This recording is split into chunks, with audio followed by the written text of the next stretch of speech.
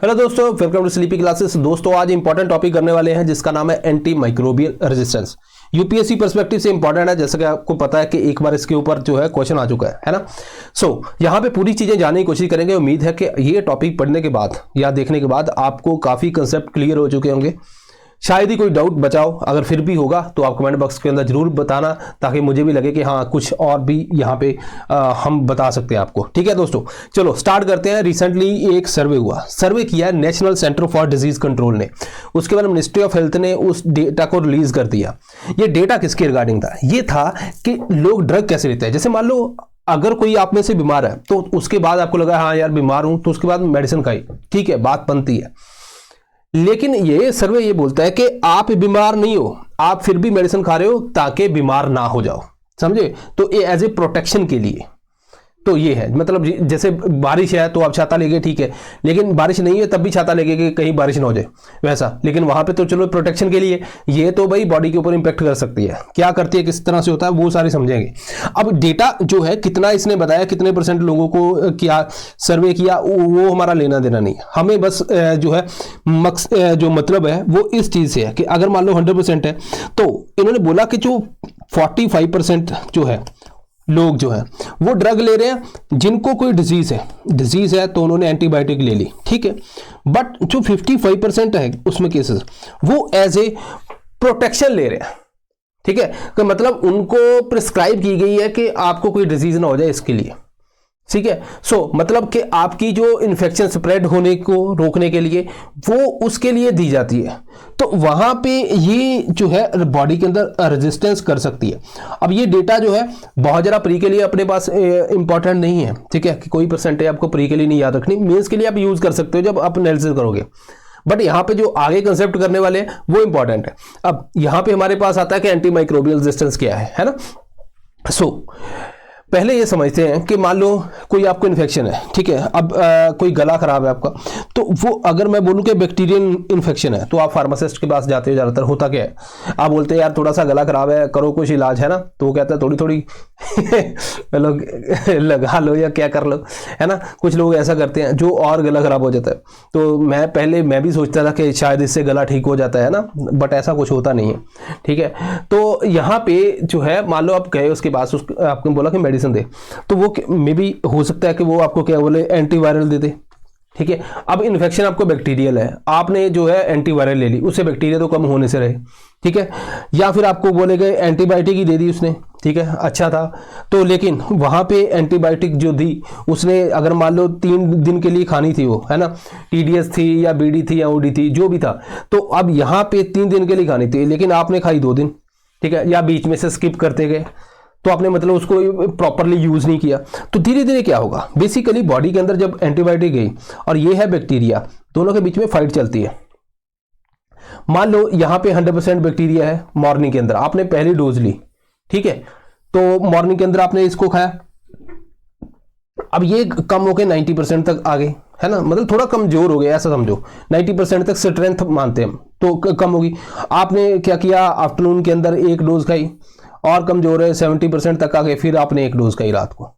फिर आपको लगने लगा कि यार मैं तो ठीक हो गया हूं, है ना। नेक्स्ट डे आपको फिर ये खानी थी, आपने खाई नहीं, वो 70% जो था वैसे ही रहा, वो धीरे धीरे ग्रो करके फिर 100%। उसके बाद जब आप डोज खाओगे इसके ऊपर असर नहीं होगा, क्यों? क्योंकि ये इसकी बॉडी के अंदर रेजिस्टेंस आ जाता है। किस तरह से आता है, उसका मैकेनिज्म क्या होता है, हम क्या क्या तरीके होते हैं वो भी पढ़ेंगे। बेसिकली इस तरह से जो है, ये मैंने आपको एक बैक्टीरिया की बात बताई। सिमिलरली ये वायरस पे भी लागू होती है, फंजाई पे भी लागू होती है, पैरासाइट पे। जब सभी की बात करते हैं उसको हम एंटी माइक्रोबियल रेजिस्टेंस बोल देते हैं, ठीक है। आई होप कि आपको ये समझ आया होगा। अब ये तो है इनएप्रोप्रिएट यूज, कि अगर मान लीजिए कई बार क्या होता है, आपको बैक्टीरियल इन्फेक्शन है ही नहीं, आपको जुकाम हुआ है एंटीवायरल, तो तब भी एंटीबायोटिक आपको दे देता है ना। कई बार क्या होता है कि जो एंटीबायोटिक आपको चाहिए वो नहीं मिलती, आपको हाई लेवल की मिल जाती है। उसके अंदर दिक्कत क्या आती है कि उस एंटीबायोटिक के अगेंस्ट मान लो आपको रेजिस्टेंस हो गया। कल को अगर किसी पर्सन को टीबी होती है, टीबी के लिए भी कुछ प्रिस्क्राइब्ड एंटीबायोटिक्स है ना। मैंने टीबी रिपोर्ट पूरी शेयर की थी यहाँ पे, अपना यूट्यूब पे पढ़ी है, वहाँ पे मैंने उसका भी एंटीबायोटिक रेजिस्टेंस वाला केस भी बताया था। तो यहाँ पे इसके लिए कुछ प्रिस्क्राइब्ड जो एंटीबायोटिक है, अगर मान लो पहले हाई लेवल की एंटीबायोटिक से रेजिस्टेंस आ गया तो यहाँ पे हो सकता है कि पर्सन की बॉडी के ऊपर एंटीबायोटिक काम ही ना करे, तो उस केस में जो टीबी का इलाज करना मुश्किल हो जाता है। तो ये इसीलिए ये इंपॉर्टेंट है एंटी माइक्रोबियल रेजिस्टेंस। ठीक है दोस्तों, अब क्या कारण होते हैं, चलिए इसको समझते हैं। पहला तो है कि जो बैक्टीरिया है, अगर आप देखोगे जेनेटिक म्यूटेशन, ठीक है, बैक्टीरिया जो था कि वो पहले मान लीजिए बैक्टीरिया है, अब इसके अंदर कोई रेजिस्टेंस नहीं है, मतलब इसको आप मेडिसिन दोगे पर्सन को तो ये बैक्टीरिया खत्म हो जाएगा। अब क्या होता है कि जो बैक्टीरिया है उसके अंदर क्या होता है, कई बार ना उसका जो जेनेटिक मटेरियल है उसके अंदर म्यूटेशन हो जाती है। म्यूटेशन मतलब वो चेंज हो जाता है, फिर वो दवाई जो है उसके ऊपर काम नहीं करती।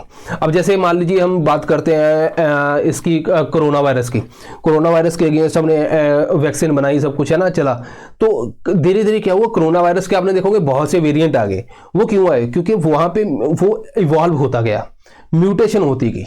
तो जिससे क्या होता था, पहली वाली मान लीजिए वैक्सीन नहीं काम कर रही, फिर हमें वैक्सीन को चेंज करना पड़ता था। तो ये सारी चीजें वहां पे रहती हैं। सो इट मीन्स कि अगर बैक्टीरिया के जेनेटिक मटेरियल के अंदर म्यूटेशन हो जाए, हो सकता है कि फिर वो मेडिसिन जो है उस जेनेटिक मटेरियल के ऊपर काम ना करे। तो इस तरह से एक तो रेजिस्टेंस हो सकता है।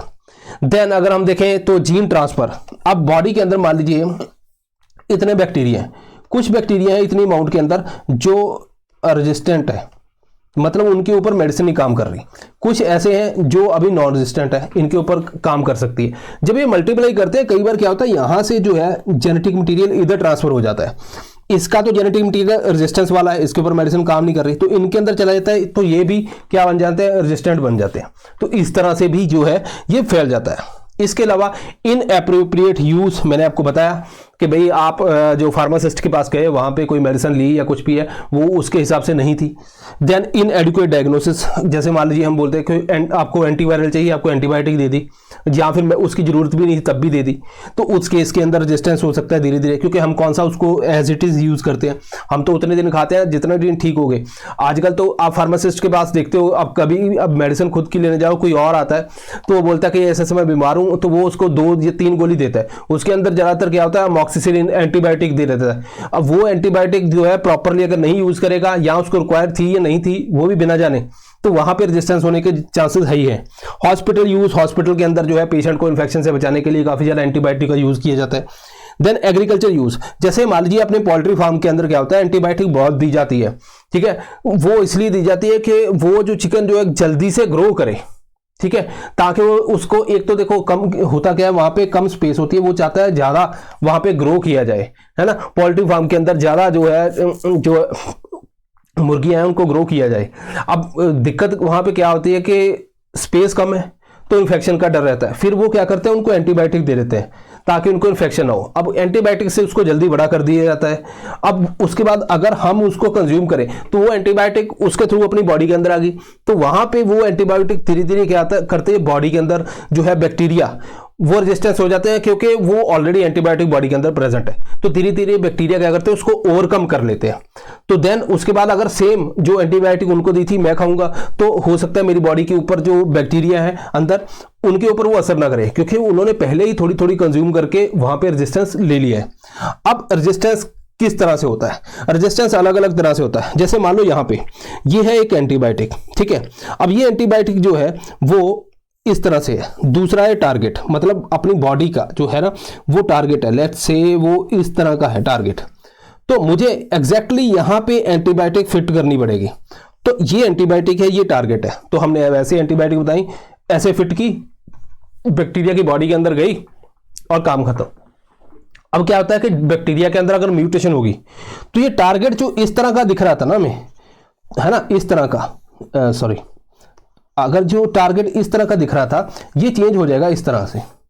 अब मैंने बताया कि एंटीबायोटिक यहां पे इस तरह से फिट होगी, अब ये कहां पे ऐसे ये फिट ही नहीं होगी, ठीक है, तो इसको बोलते हैं टारगेट मॉडिफिकेशन। तो बैक्टीरिया क्या करता है, अपना टारगेट जो है उसको मॉडिफिकेशन कर देता है, ठीक है। बैक्टीरिया बेसिकली म्यूटेशन कर देता है, जिससे जो है जिस टारगेट को हमने टच करना था, मतलब टारगेट करना था, वो अपनी शेप चेंज कर लेता है। शेप चेंज करेगा, लॉक एंड की नहीं होता। जैसे आपका लॉक एंड की हिसाब होता है ना, वैसे ही होता है कि लॉक ही चेंज हो गया है ना, तो अब वो चाबी आपकी लगेगी नहीं उधर, राइट। सो ये एक मेथड होता है। देन परमेबिलिटी रिडक्शन होता है। जैसे मान लीजिए बैक्टीरिया है, बैक्टीरिया की जो मेम्ब्रेन है यहां से जो है देखो इस तरह से रख लेते हैं उसको, ठीक है, लेट्स से ये बैक्टीरिया है, तो यहां से जो है मेडिसिन जाएगी, ठीक है, ये एंटीबायोटिक है, मेडिसिन जाएगी यहां से, ठीक है।